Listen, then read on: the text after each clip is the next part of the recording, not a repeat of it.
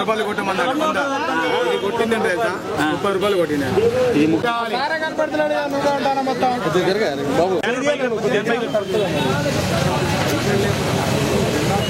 Skip కొట్టు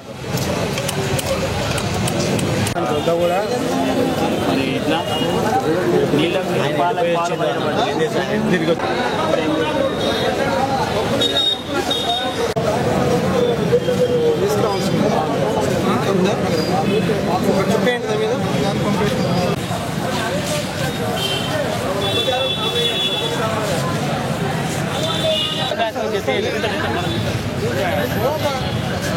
పత్రిక వాళ్ళు టెక్నాలజీని ఉపయోగించి స్టార్ట్ చేస్తున్నారని చెప్పి అనుమానం.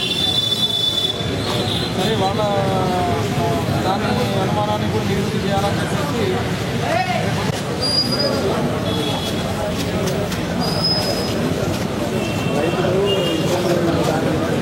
పెద్ద డ్రామా కాదు, అంత ఇంత డ్రామా కాదు. చెప్పుకోపో మళ్ళీ దిక్కుని చెప్పుకోపో అంటాడు.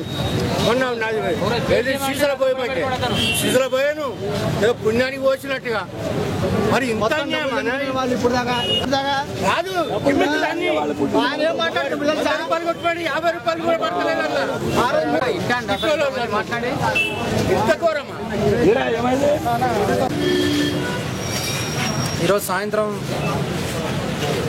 4:30 ప్రాంతంలో సండ్రుగుండకు చెందిన జి రాములు అనే అతను పెట్రోల్ కొట్టించుకుందాం అని చెప్పేసి బంక్ వచ్చాడంట.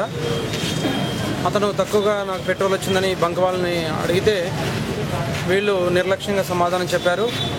నేను తర్వాత నా బండిలో నుంచి పెట్రోల్ తీస్తే తక్కువ వచ్చిందని చెప్పేసి ఆ బాటిల్ మాకు చూపించాడు.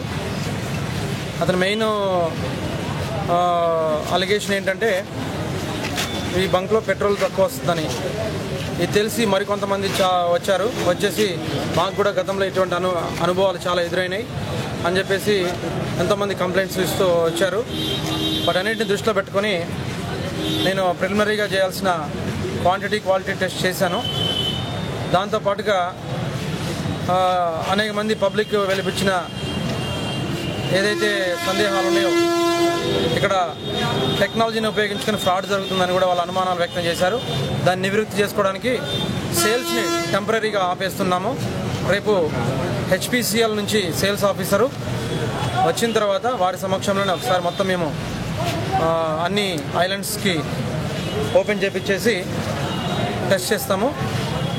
రేపు మేము మళ్ళొకసారి వచ్చేసి ఏమైతే సందేహాలు ఉన్నాయో అవన్నీ నివృత్తి చేసుకొని దీంట్లో ఏమైనా ఫ్రాడ్ ఉంటే తగిన చర్యలు తీసుకుంటాం.